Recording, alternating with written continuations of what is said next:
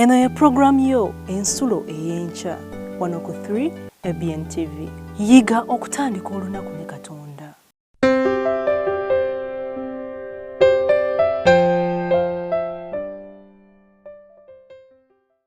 Zabbuli eya 24 olunyiriri olusooka. Luno nno lugamba nti ensi ya Mukama n'okujjula kwayo. Ensi yonna n'abo abagituulamu. Olunjiri luno lwagala nnyo mu bulamu bwange kubanga lumpa essanyu era lumpa essuubi. Nti buli kintu kyonna ekiri wansi w'enjuba eno, buli kintu kyonna ekiri wansi w'eggulu, kyonna kitambulira ku maanyi ga Katonda. Kabube bukulembeze, kabube maanyi abantu bonna bali mu nsi eno, amaanyi gonna abantu bonna batambulira wansi wa mukono gwa Katonda. N'olwekyo nange kimpa amaanyi okuba nti Katonda yafuga obulamu bwange era ntambulira mu ye, awatali ye tewali kyenyiza nze ng'omuntu. N'olwekyo naawe nkulekera olunyiriri luno omanye nti goyinza okusalawo okulowooza ebingi, naye byonna biggwa nga Mukama yasalawo mu bulamu bwo mu mbeera yonna. Mwebale nnyo, mwebalire ddala.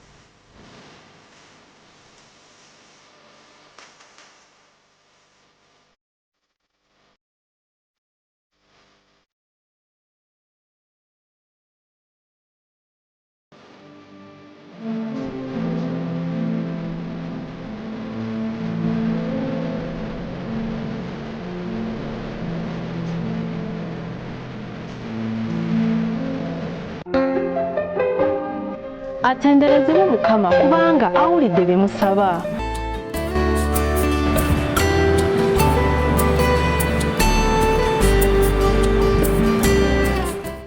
Omulabi waffe owa 3 ABN n'essiimi ate okubeera naawe enkyene ya leero.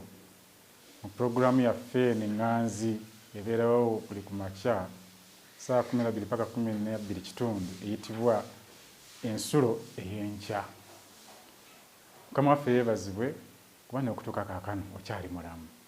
Ekyo nno kikulu, ensonga lwaki ate tuwetaaga okukeera ku makya okumutendereza n'okumwebaza byatuyisizzaamu ate n'okumusaba atukulembere ne mu lunaku luno. Mu kutambula kwaffe tulondoola omubi mu ngeri ezitali zimu ze tutamanya na kumanya, kyetuva tukigwanye tusoboke okusaba n'okulonga mikono gye nga tetunnatambula kugenda mirimu gyaffe. Bwe tutyo omukisa gwe gutukulembere n'obukuumi bwe atuwanguzise byonna nga bwe yasuubiza. Kale n'enkya eya leero mbeebaza era tugenda okubeerako ekyokuyiga kye tuyiga olw'okutugasa tufuuke ab'omugaso n'otukulembera n'otuluŋŋamya mu lunaku luno tutambule nga balina amagezi ng'ekigambo kya Mukama bwe kiri. Kale nga tugenda okuyiga nja kusaba twewonge nga tusaba ate tugende mu kyokuyiga butereevu. Kale katwebaze. Oli mulungi Katonda kitaffe omwagalwa kubanga obadde naffe okutuuka ne kaakano nga tuli balamu. Weebale ggwe akyatuwadde ekirabo eky'obulamu. Manyidde ddala era nzikiriza nti olina ensonga lwaki ffe okyatuleseewo. Kyenva nkusaba kitaffe omwagala otuluŋŋamire otuyigirize ensonga eyo. Tuwongera lunaku luno mikono gyo Mukama, tusaba obeere naffe otuyigirize otuluŋŋamye mu kyokuyiga kino, obeere omuyigiriza waffe omukulu, bwe tusabye n'okwebaza kuba Yesu Kristo Mukama waffe. Amiina. Omulabi waffe ekyokuyiga kino kiriko omutwe gugamba nti enkola esinga. Enkola esinga okyawandiikibwa tugenda okukijja mu Matayo essula y'e19 olunyiriri lwa 29 nga wagamba nti na buli muntu yenna eyaleka ennyumba oba baaluganda oba bannyina oba kitaawe oba nnyina oba baana oba byalo olw'erinnya lyange aliweebwa emirundi 10 era alisikira obulamu obutaggwaawo. Ebigambo bino Yesu Kristo yabyogera mu njiri ya Matayo. Petero bwe yajja okumubuuza ebibuuzo, kiki kye tuli ffe abaaleka byonna tugenda kufuna ki? era ebigambo bino bikakafu ng'ekigambo kino bwe kiri. Kale ekyokuyiga kigamba bwe kiti nti omusajja eyali talina waasula yasanga ensawo eweekebwa mu mugongo ng'erina ensimbi ezisoba mu $40,000 eza $, ne cheeke ezikozesebwa mu kutambula nga ziri mu ssemaduuka Doncaster. Cheeke zino oyinza okuyita travelers checks nga ziri mu ssemaduuka Doncaster, nga waakava Boston mu Massachusetts. Naye nti okukkiriza bwekukkiriza mu bwesimbu y'enkola esinga. Yatuukirira poliisi n'abakwasa ensawo. Omusajja eyasuula ensimbi n'addamu n'afuna ensawo ye ng'erimu buli kimu ekyalimu. Poliisi y'e Boston yeebaza Glenn James, omusajja eyakomyawo ensawo. Olw'ekyo kye yakola. Omusajja okuva e Virginia olw'okukwatibwako kw'obwesimbu bwa James yatandika okukuŋŋaanya ssente ng'ayita mu mutimbagano n'akuŋŋaanya essente za $, eza Amerika ezisoba mu $10,000 mu nnaku 3. Mwami James, omusajja atalina kintu kyonna, eyazuula era n'akomyawo obugagga, yafuna ekisukka ku kye yali alowoozezzaako nti alikifuna. Basebo ne banyaba ekitundu ekyo kansooka enyimirireko awo. Twogera ku musajja gwe bayita Glenn James. Glenn James ono eyalonda ensawo erimu emitwalo gya $40 ne travelers check zonna ziriwo. Naye musajja yali talina kyalina, mwavulu nkupe, atalina na waasula waabeera, naye mu bwesigwa yazaayo. Ensawo eno n'agiroopa ku poliisi, ekyokuyiga bwe kitugambe, ne cheeke zonna. Lwaki nti yagadde okusooka okuyimirirako wano? Batugambye nti okukkiriza mu bwesimbu y'enkola esinga. Tuli mu mulembe ng'obwesimbu tebukyakola makulu mu bulamu bw'abantu. Ng'obwesimbu naddala ku nsimbi, ensimbi nga zimazeewo abantu, obwesimbu buteereddwa ebbali. Naye omusajja ono teyazzaayo nsimbi lwakuba yali alina nnyingi, naye batugambye yali talina kyalina. Naye obwesimbu ebeera mpisa. Ennaku zino tuwolereza butali bwesimbu lwakuba nti munnaye embeera yabadde mbi, munnaye omuntu era omulaba naye yaba talina kyakkola. Naye omusajja ono yali ddala talina kyakkola ng'embeera si nnungi, naye yasalawo okubeera omwesimbu. So ekyokuyiga kino kituyita okubeera abeesimbu, basebo ne bannyabo. Obwesimbu bubuulira enjiri. Tubadde n'omulamu wange abavubuka gugamba nti be the sermon. Gwe wennyini beera ekyokuyiga. Nga tonnayasamya kamwa kubuulira, naye gwe beera ekyokubuulira eri abantu abalala. N'olwekyo obwesimbu tuyitibwa ng'Abakristaayo okubeera abeesimbu, basebo ne bannyabo. Ayongera ekyokuyiga n'agamba nti eyo y'engeri amawulire amalungi aga Bayibuli gye gakolamu. Bayibuli ti amawulire gaayo gakola bwe gati: obulamu bwo bw'obuwaayo eri Katonda omaliriza ofunye ekisukka ku kye walina mu kusooka. Ndabye ku bantu bangi abawaddeyo obulamu bwabwe eri Katonda okumuweereza, eri Katonda okumusinza, nga ze abongerako bwongezi. Naye basebo ne bannyabo, waliwo bantu bangi endowooza ennaku zino erowoozesa abantu nti okwewaayo eri Katonda kuba kufiirwa, nti okuweereza Katonda kuba kwonoona biseera bye wandibadde okolamu ensimbi. Tuli mu biseera abantu mwe balowooleza nti n'okusinza obusinza kuba kumala biseera, era abantu bangi batandika olunaku nga tebafunye byakuyiga bifaanako bwe biti, kubanga balowooza nti okufukamira n'ensaba nga nina olukunkumuli lw'ebintu bye nina okukola mu lunaku luno mba nnyonoonye ebiseera bye nandikozeemu ebintu ebirala. Tuli mu mulembe ng'abantu n'okukwata ku bye balina nga mukisa Katonda gy'abawadde okukomyawo gy'ali balaba nga bafiirwa, bakola loosi. Naye omusajja ono gwe tuyigako Glenn James yalonda ensimbi nga tewali amulabye, tewali amuvunaana, naye n'azikwata olw'obwesimbu. Batugambye nti obulamu bwo bw'obuwaayo eri Katonda omaliriza ofunye ekisukka ku kye walina mu kusooka. Peetero omuwandiisi agenda maaso n'agamba nti Peetero ataatyanga kwogera kyalinanga ku mutima gwe, yabuuza Yesu ekibuuzo ekifumita nti ffe twaleka byonna ne tukugoberera, kale tuli banaki? Matayo 19:27. Musajja Peetero y'omu ku bantu b'enjagala ennyo mu byawandiikibwa. nti ye teyatyanga kubuuza kimuli ku mutima. Tuli mu mulembe ennaku zino ng'abantu batya okubuuza alina ansa ate ne bagenda ne babuuza etali ansa.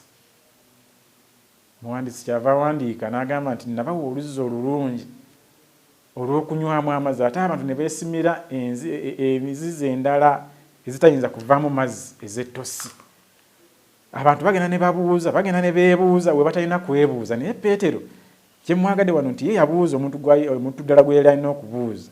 Era Yesu bw'abuuza Yesu ekibuuzo, Bayibuli etugamba nti Yesu n'amugamba nti buli muntu eyalekawo ebintu mu bulamu buno ku lulwe aliweebwa emirundi 10 era alisikira obulamu obutaggwaawo.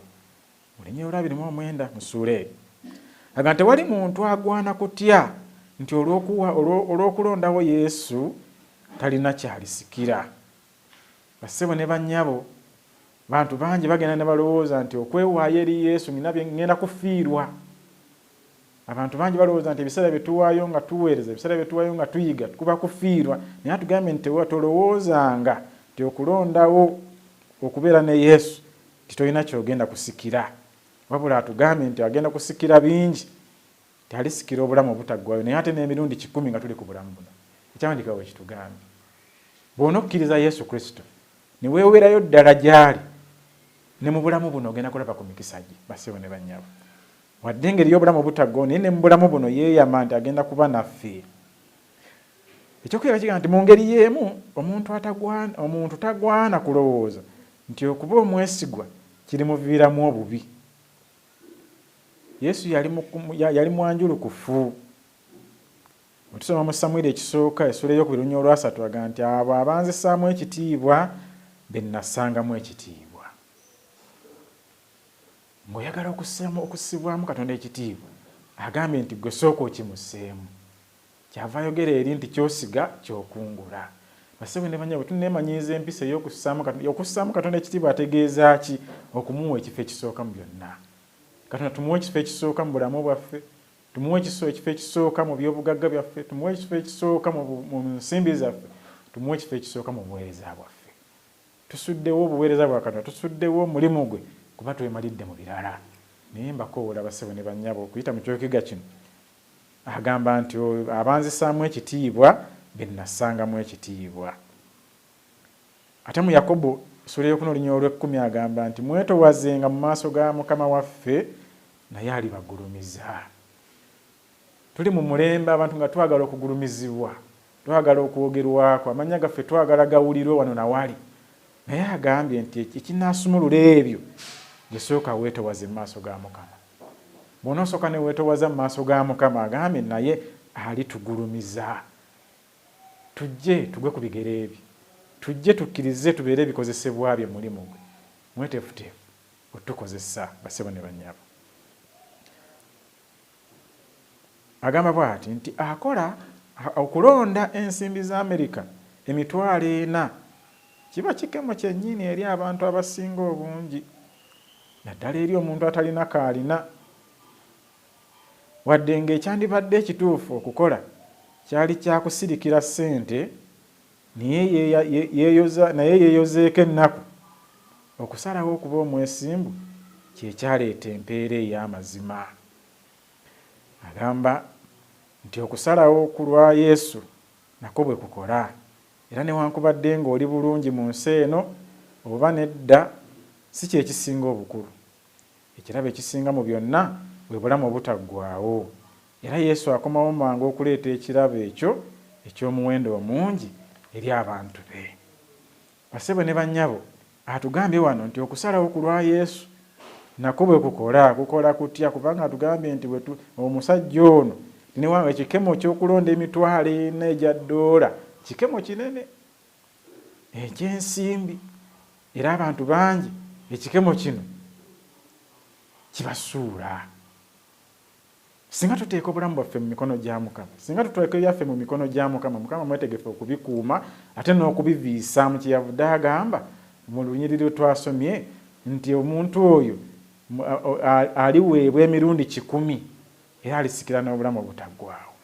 Singa tukwata ebyaffe ne tubiteeka, musajja Martin Luther yagamba nalina ebintu bingi mikono gyange naye bye nasigaza bye neesigaliza byonna nabifiirwa naye bye nawaayo mu mukono gwa Mukama nabisigaza.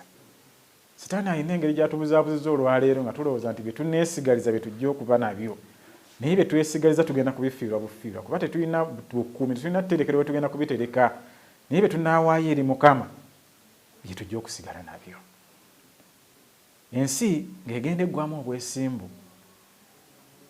Juuza ayo mabegako mbadde nasomako mu mawulire batugamba nti waliwo omuwala ku bizinga eyo mu nnyanja Nalubaale Lake Victoria yali akola mu woteeri emu ku bizinga ebyo. Kati mu woteeri eyo ne mujja abagenyi ne bagenda beerabira ensimbi zaabwe mu ruumu mwe baasula. Naye omuwala bw'agenda okulongoosa ruumu eyo n'okugiddaabiriza agwa ku nsimbi era nazo zaali za $1 nga zaali ziwerako. Bukyava azikwata n'azitwala eri bannannyini wooteeri n'agamba nti abagenyi abaabadde wano beerabidde ensimbi zino. Naye bwe nasoma abasomi b'emboozi eyo ku mutimbagano enyanukula gye baayanukula nga bavuma muvume toli musiru oli musiru bw'otyo bw'olifa bwavu Mukama yakuwadde omukisa wagusudde awo. Ensi kati esanyukira butali bwesigwa. Ensi esanyukira butali bwesimbu era omuntu omwesimbu evuma muvume. Naye mbakoola basebo ne bannyabo tuve amatu gaffe tugazibe eri ensi tugobere Katonda kyatusaba kuba Katonda atusaba kubeera beesigwa atusaba kubeera beesimbu. Baganda baffe bangi byetabangudde mu ofiisi gye babeera butabeera beesigwa na bitali bya. Omusajja ono Glenn James gwe tusomyeko yali mwesigwa n'ebitali bibye kuba yamanya nti bino si byange era n'afuba okulaba nga biddayo eri nnyini byo. Naye twemanyiza okubeera beesigwa n'ebitali byaffe. Muvubuka gwe bakukwasa epiki eyo givuga bodaboda naye tobadde mwesigwa nayo.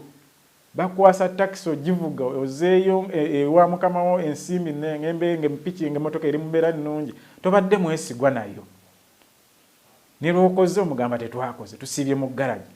Twemanyiize okubeera abeesigwa n'ebitali byaffe. Atugambe nti bwe tunaakola ekyo ajja kutusasulamu emirundi 100 nga tukyali mu bulamu buno ate ne ku nkomerero ya byonna tugenda kusikira obulamu obutaggwaawo. Muganda wange andaba era mpuliriza. Singa olinnye takisi kondakita n'akuddiza balance asukka mu ssente z'omuwadde ogamba oti ogamba nti Mukama waffe yeebazibwe oba naawe omugamba nti ng'ompadde nnyingi. Lumu kyantukako nali ngenze kugula ku dduuka ebintu bye nagula kati omwami nali muwadde ka $1,000 naye ate mukunziriza balance yali anziriza ng'ajjukira nga yamuwadde ak'ebiri. Kinava nzijjako ensimbi ezimu nenzimuddiza ne mugaa ompadde sente nnyingi nakuwadde $1,000. Abantu abaali awo ku dduuka bange bonna ne bantunulira nga balabira ddala omuntu atalina magezi gwe bawadde sente tewali agenda zimubuuza naye ng'azizizzaayo. Naye batugambye nti obwesigwa bubuulira enjiri.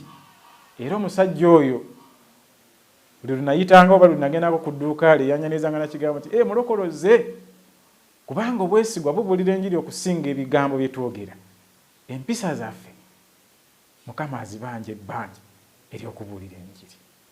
Basebo ne bannyabo si bye tufuna mu bulamu buno nti bye bikulu ennyo naye bye tuleka ekyokulabirako kye tuleka emabega kye kisinga okukola obukulu. Mulimu okweganyisa mu kutambula ne Katonda waffe. Manyinaffe Ellen White abamu agamba abayogera ku by'obulamu buno n'obulamu bugenda okujja. Mu Luzungu agamba don't expect heaven if Christianity has cost you nothing. Nti okibanga tewali kyeweefiiriza olw'obukristaayo bwo tosuubiranga kugenda mu ggulu. Yesu Kristo kyeyava atugamba nti obugendero bw'ekikristaayo lwakwetika musaalaba. Waliwo bye tulina okwefiiriza. Si buli nsi kyeyayanira kye tulina okuyayanira. Si buli ekisanyusa omubiri tukirina okututwala. Kyemba basaba basebo ne bannyabo Katonda tumuwe ekifo ekisooka. Tubeere abeesigwa, tubeere abeesimbu eri omulimu gwa Mukama. Tubeere abeesimbu n'ebyo byatuwadde okusookera ddala okiraba ekyobulamu kyatuwadde tulina okuba abeesigwa eri obulamu bwatuwadde, tulina okuba abeesigwa eri abantu batuwadde. Waliwo abamu nga mulina abantu bemukulira, mulina abantu mu maka gammwe, mulina abantu ku bizinensi zammwe, mulina abantu mu ofiisi zammwe bemukulira, naye obadde mwesigwa gye bali. Osanga abantu nga bakaaba naye bakama baabwe babutaba bwesigwa bakama baabwe. Naye omusajja ono Glen James gwe tuyizeeko olwaleero basebo ne bannyabo atuyigiriza okubeera abeesigwa newankubadde ng'okubeera obwesigwa kiruma. Omusajja ono batugamba ye talina gy'abeera, talina kyalina, nga zino ensimbi emitwalo ena egya ddoola yali gisobola omubbulula. Muwandiisi atugambye mbu yali asobola ogikozesa neyeeyozaako ennaku, naye yagamba nti okweyozaako ennaku nga neeyonoonesa kambeera omwesigwa. Ekyo Yusufu kye yakola bwe yali mu nnyumba ya Pontifa. Omukyalo oyo bwe yali amusendasenda nga amwesibiridde yabamuga nyinza ntya okwonoona mu maaso ga Katonda. Tekitegeeza nti Yusufu tekwali kwerekereza na kweganya, naye yamanya nti obukristaayo okubeera omwesigwa n'okubeera omwesimbu mulimu okwerekereza, mulimu okwerumya. Otayagale kulumya bulamu buno basebo ne bannyaabwe tetugenda kubeera beesigwa eri Katonda. Naye omuwandiisi atugambye nti okukkiririza mu bwesimbu y'enkola esinga. Enkola esinga si kubwogerako bwogezi, kubanga bangi twogera ku bwesimbu, naye agambye okubukkiririzaamu.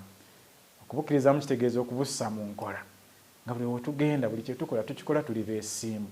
Ng'omuntu asobola okukwasa ebibye n'ateraliikirira, ng'omuntu asobola okulaba ng'oyita awali ensawo ye n'atatundugga mutima, ng'amanyi nti oli mwesimbu. Olumu emikisa mingi gituyiseeko, abantu bangi balemeddwe tusika ku mikono, abantu bangi balemeddwe tuteeka mu bifo mwe twandibadde kubanga tetwesigika. Aga bwe naamukwasa ekintu kyange kino anaaba mwesigwa nakyo. Omuvubuka oyo bwe naamukwasa kino taayonoone kyonoone. Obwesigwa buyamba ffe basebo ne bannyabo, tebuyamba Katonda, naye atukoowoola okubeera abeesigwa. Basebo ne bannyabo enkyeno yagadde okumaliriza n'ebigambo ebyo nga tumakuutira era amakoowoola tubeere abeesigwa ng'ekigambo kya Mukama bwe kitukoowodde, tikubanga okukkiririza mu bwesimbu y'enkola esinga obulungi era y'enkola entuufu. Kuba Yesu Kristo Mukama waffe. Katwebaze. Kitaffe omwagala tukwebazizza kubanga okkiriza ne twogera ku kigambo kyo. Tukwebaza kubanga gwe tosanyukira wadde omuntu n'omu kuzikira mu byonoono bye. Kyovudde oleeta ekyokuyiga kino okutujjukiza okubeera abeesigwa. Tusudde obwesigwa bwaffe mu ngeri nnyingi Mukama. Okukuuma Sabiiti tusudde obwesigwa, okukomyawo ebitundu by'ekkumi n'ebirabo tusudde obwesigwa, obufumbo buyuuga ennaku zino lwa butali bwesigwa.